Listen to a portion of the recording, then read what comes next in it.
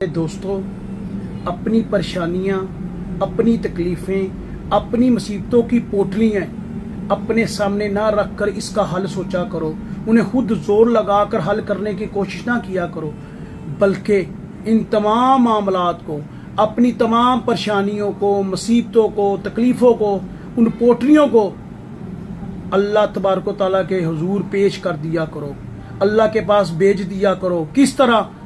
سب سے پہلے اللہ کی حمد بیان کریں، سورۃ الفاتحہ پڑھیں، قل هو اللہ احد پڑھیں، درود ابراہیم پڑھیں، پھر اپنی جو حاجات ہیں، جو ضرورتیں ہیں، جو پریشانیاں ہیں، اللہ کے حضور پیش کر دیں۔ اے اللہ، میری مشکلات، میری مصیبتیں، میری تکلیفیں، اے اللہ تو ہی حل کرنے والا ہے۔ بس ایمان، یقین کامل ہونا چاہیے۔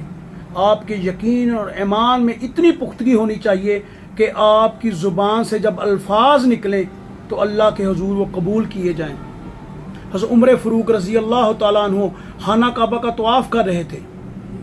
جب آپ نے پہلا چکر لگایا تو آپ کے آگے ایک نبینہ شخص جو اللہ سے دعا کر رہا تھا، اے اللہ مجھے آنکھیں عطا کر میں دیکھ سکوں۔ جب حضرت عمر فاروق نے دوسرا چکر لگایا وہ یہی دعا کر رہا تھا، اور اسی طرح حضرت عمر فاروق رضی اللہ تعالیٰ عنہ اس کے پیچھے جب پانچواں چکر لگایا تو اس کے وہی الفاظ تھے کہ اللہ مجھے آنکھیں عطا کر میں دنیا دیکھ سکوں، تیری رحمتیں دے سکوں۔ حضرت عمر فاروق رضی اللہ تعالیٰ ان کے پاس گئے اور ان کے کان میں سرگوشی کی، اور جب سرگوشی کی تو اس آدمی نے خانہ کعبہ کے غلاف کو پکڑ کے التجا کر کے زاروں قطار رو کر اللہ سے دعا کی، اور اللہ نے اسے آنکھیں عطا کر دی۔ صحابی رسول نے پوچھا حضرت عمر فاروق رضی اللہ تعالیٰ عنہ سے کہ آپ نے کون سے ایسے الفاظ اس کے کان میں ادا کیے، کون سے الفاظ اس کو دہرائے جس کی وجہ سے اس کی آنکھیں آ گئیں، جس کی وجہ سے اس نے اللہ سے دعا مانگی؟ آپ نے فرمایا کہ میں نے اس سے کہا میں عمر بن خطاب ہوں، نبی کریم صلی اللہ علیہ وآلہ وسلم کا سچا سپاہی ہوں، اگر اللہ نے تیری دعا کو اب قبول نہ کیا تو میں تیرا سر قلم کر دوں گا۔ اور اس کی دعا کے اندر خوف، عاجزی، انکساری شامل ہو گئی، جسے اللہ نے قبول کر لیا۔ میرے دوستوں، میرے بہن بھائیوں، جب دعا کریں دل سے کریں، اللہ سے مانگیں، دل سے مانگیں۔ آپ کی ضرورت، آپ کی حاجت آپ کی آنکھوں سے آنسو کی شکل میں نکلنی چاہیے، پھر اللہ قبول کرتا ہے۔ دعا مانگنے کا طریقہ ہے، سلیقہ ہے، اس کو کرے پورا۔ سب سے پہلے رب العالمین کی حمد بیان کریں، پھر پیارے نبی حضرت محمد مصطفیٰ صلی اللہ علیہ وآلہ وسلم پہ درود پاک پڑھیں، پھر اپنی ضرورت زندگی کی جو نیک خواہشات اللہ کے حضور پیش کریں۔ ان کو قبول کرنے میں اتنا ٹائم لگے گا جتنا ٹائم آپ کی زبان سے نکلنا اور اللہ کے عرش تک جانا۔